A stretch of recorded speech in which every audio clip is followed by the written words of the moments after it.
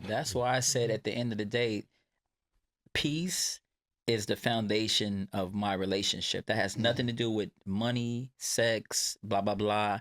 So you don't get caught up in all these other things. It's just like, are you happy? Are you at peace? Is this a compatible situation you want to be in? Because at the end of the day, no matter who you want, who you with, you still want peace. You want to lay with somebody that you feel at peace with. You know what I mean? So it's that social media is really a delusion, and because we're kind of groomed and we're kind of seasoned and we kind of came up in the era where it's like we don't need social media to validate our self-esteem. We are truly blessed. Truly 100%. blessed. The younger ones, 19, 20 likes and views and comments is detrimental to the next day they go to school. It's a thing. Nobody liked my post, or Ted said good luck with them eyelashes, and they're devastated. We good. Right. We like it. Yeah. I think that sometimes that gets lost in translation. I think that's tough because no elders sit you down when you're 21, 22 and be like, look, if you get into a long-term marriage, the sex is going to be up and down, and here's what you do when it's down. Nobody has that you got to kind of live it in real life. Like, wait a minute, I married you for 10 years, and then between 10 and 15, we was just sleeping in separate rooms, and I was doing my personal business. You had your toys. Like, we was cool. Nobody told me about this. So we have to live it in real time and think something is wrong, when in actuality, to be married for 35 years, if they really moved the veil and showed you what it is, it's like, yeah, we went through that. Yeah, my wife didn't bang me for 6 months. Yeah, I was mad. But then we got back to it, and it was better than ever.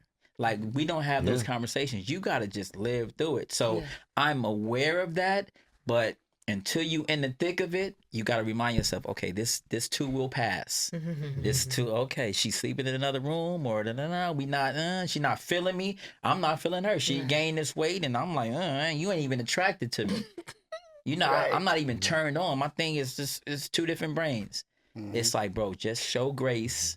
This is natural. This is not abnormal. This is natural. Your testosterone levels go up, estrogen levels get weird. We don't learn this stuff. You got to be in it, and nobody wants to tell you it because it's embarrassing, or it's like everybody want to perceive this.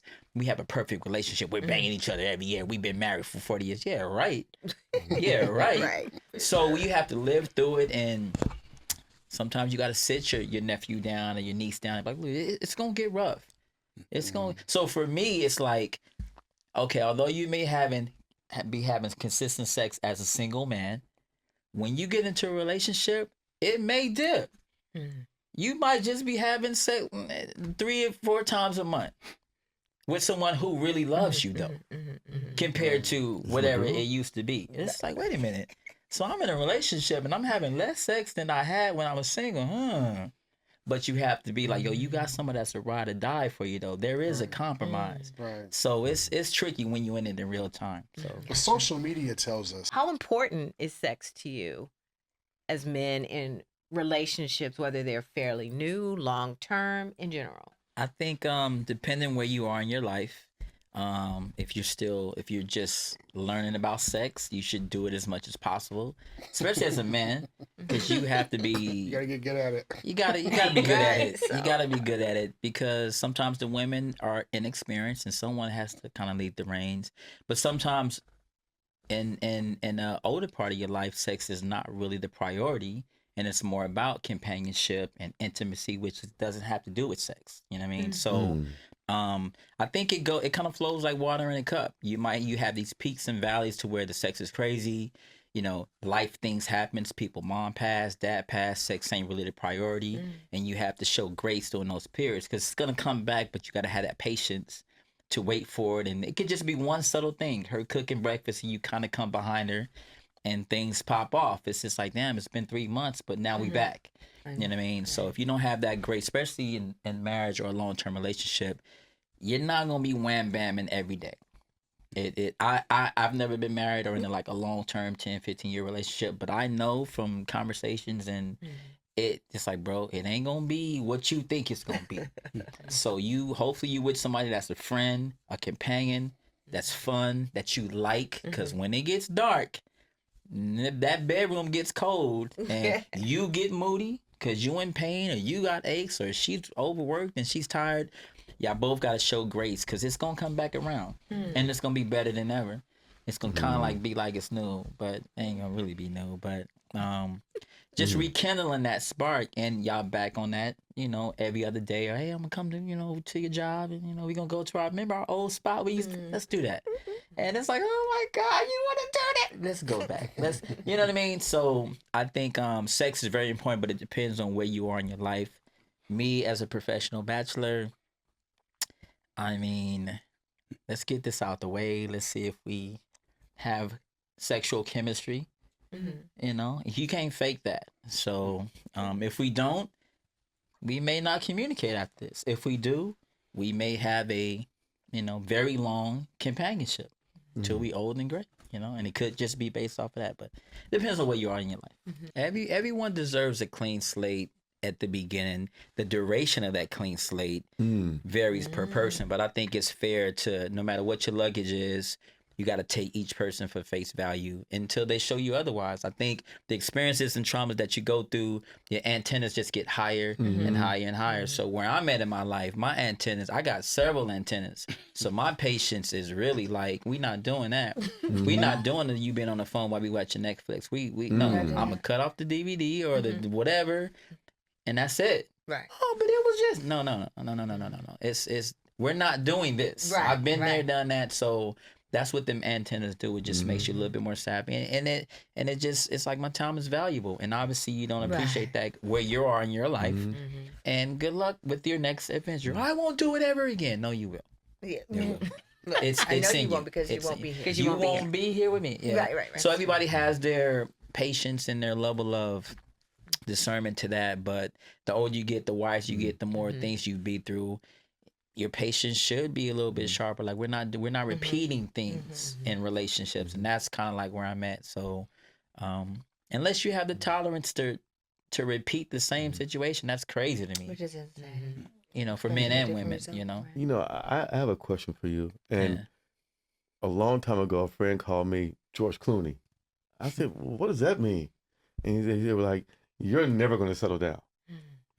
You're going to always just be the guy that has a girlfriend, and then when that ends, on to the next one. Serial monogamous. Right. So with your indicating professional bachelor, which is fine. Yeah. Do you ever see yourself retiring out that game? Absolutely. I think what And hold on. And Yeah. what does that look like?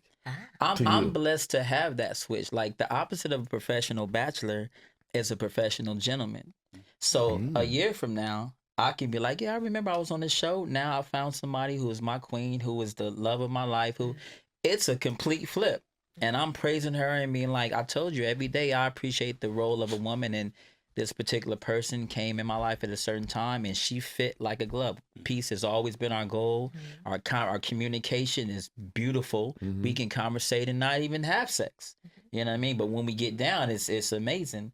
So when you and that's not even about finding somebody perfect. It's just finding somebody that fits the time in and where you are in your life. And so, but yeah, there is the opposite of that, and it's a professional gentleman, and it's holding your queen, on the pedestal. Like this is it doesn't get no better than this. I don't care who y'all are. This is she will drive off that cliff with me. And that's what we all want as a man. You know what I mean? We just want, like, baby, you ready to do this? I'm ready, baby. Floor it. It's me and you. Vroom. There you go. That's it. Yeah. That's the thing. It's like we find ourselves at our best behavior when we're motivated to be. Yeah. And where does that motivation come from? Respect. That's Respect. one. The respect That's gets one. compromised. And I'll tell you when it stops. And this is really interesting. In the beginning, here's your plate, honey. Oh, thank you so much. Once that stops, appreciating these little gestures, that's the first sign, in my opinion. Gratitude, appreciation, once that stops, and it's real petty. It's just like you bring them a plate. You don't have to say thank you. Why do I have to stop? So me as a professional bachelor, most think, okay, you're happy being single, you're good. Every day I grow to appreciate the role of a woman in my life, every single day.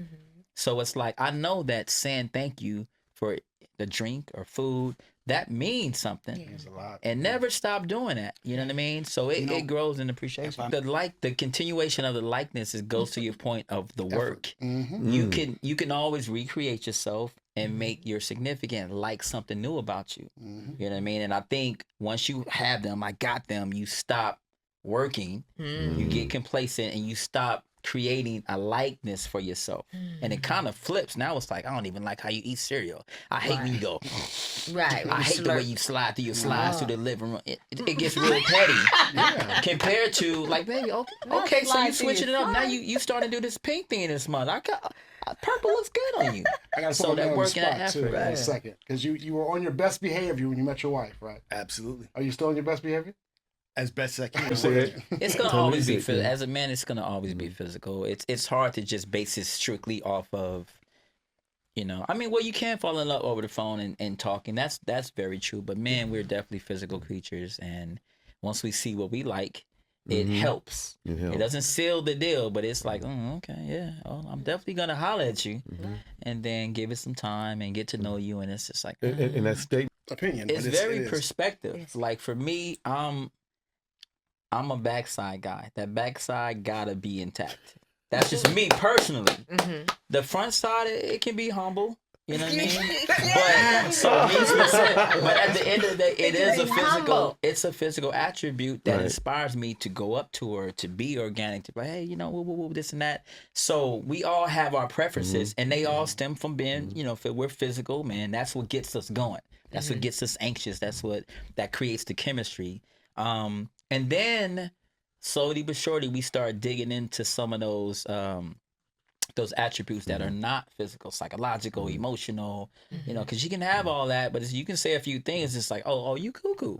Yeah. Oh, you cuckoo. You got, but And you we'll cuckoo. put up with it for a certain amount of time if she's pretty enough. Like, Right. okay, Yeah, she's absolutely. crazy. Trying to remold a woman at a certain point in her He life said is remold. probably it's probably one of the Remold. most hardest things to do in the world, to remold a woman at a certain point in her life where she's like, no, I am this way. I am.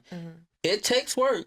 You might get there, but she's kind of like, this is who I am. Take me or love it. This is a grown woman body. I'm not 22. I ain't one of these. And you have to. It's more of an acceptance how Right. life has led you to this point. But I agree. If you could remold a woman that is in her prime, or that's a.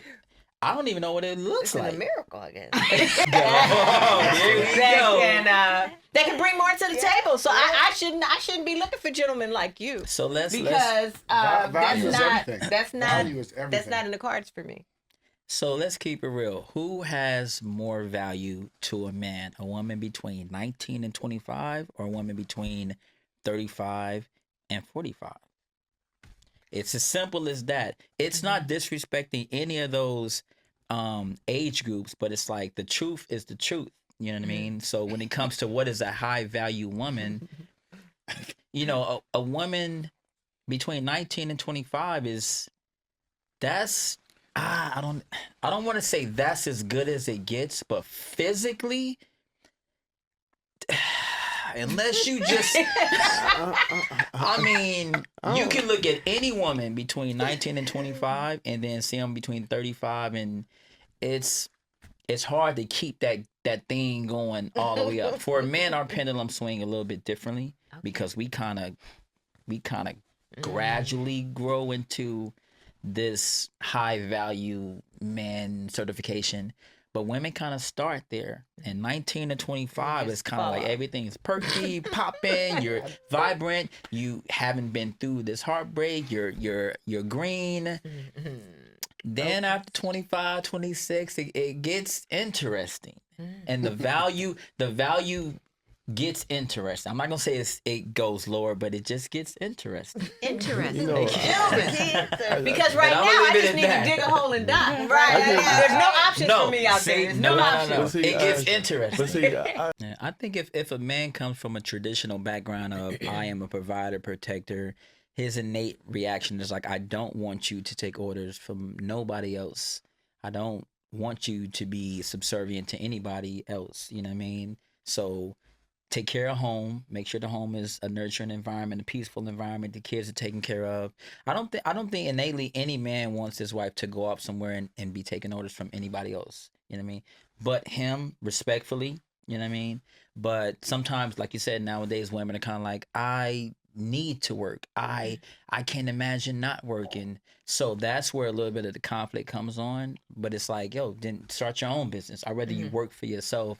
And that's kind of like where we're at right now. But some women find it very hard to meet, I mean, the term is so cliche, high value men, and kind of get what they want. But then they don't want to not work or not work for themselves or whatever. So it's like it's a fork in the road right now to where it's like you meet the man that you desire, that you've always wanted. Now you have to kind of let go of some of that independence and get into your feminine energy. And that's difficult for some women who's been independent for most of their life. Right. I'm bored. I don't want to make a garden. I don't want to be doing home setup. It's kind of like, a man don't want you out there taking orders from another man. We don't want that. We want you to be, to be in your feminine energy as much as you possibly can. And because I'm financially stable to allow you to do that, start your own business or be a beautiful housewife, which is work. It ain't an easy thing, but that's where a man innately wants a woman to be, like, nurture the home. But 100%. that's the chivalry that's innate in us to be more chivalry than a woman. You know what I mean? So, but I like his analogy. Like, it does fluctuate from 40 to 60. I love that. I think that's very correct. And what you said, work, I in respect to marriage, I think it's a business that you enjoy being an an employee of. You know what I mean? It's just a great business to be in. But it is business because, look, we sign papers. It ain't just boyfriend, girlfriend. You can just ghost me. We got... This is a business. Well, I will tell you, I am definitely the employee. But that's the chivalry that's innate in us to be more chivalry than a woman. You know what I mean? So, but I like his analogy. Like, it does fluctuate from 40 to 60. I love that. I think that's very correct. And what you said, work, I in respect to marriage, I think it's a business that you enjoy being an employee of. You know what I mean? It's just a great business to be in. But it is business because, look, we sign papers. It ain't just boyfriend, girlfriend. You can just ghost me. We got... This is a business. Well, I will tell you, I am definitely the employee. So communication, honesty, being able to listen. Yeah, I agree. I think if you guys both have a goal of peace, I think if that's always the goal, then I think everything kind of falls in line. That falls in line with communication. That falls in line with the work and the effort. We're doing all this to get back to peace. So any lady that I deal with from the get-go, because I'm very monotone, and so there's no reason for me to be da. So if I'm up there, that's not where we need to be. We need to be talking very intimately all the time. So to me, that's what peace is. So if that's the goal, it can get a little bit outlandish every now and then, but the goal is to get back to that cuddle, that very low frequency of, I'm happy to be with you, you're happy to be with me, we're happier together than separate.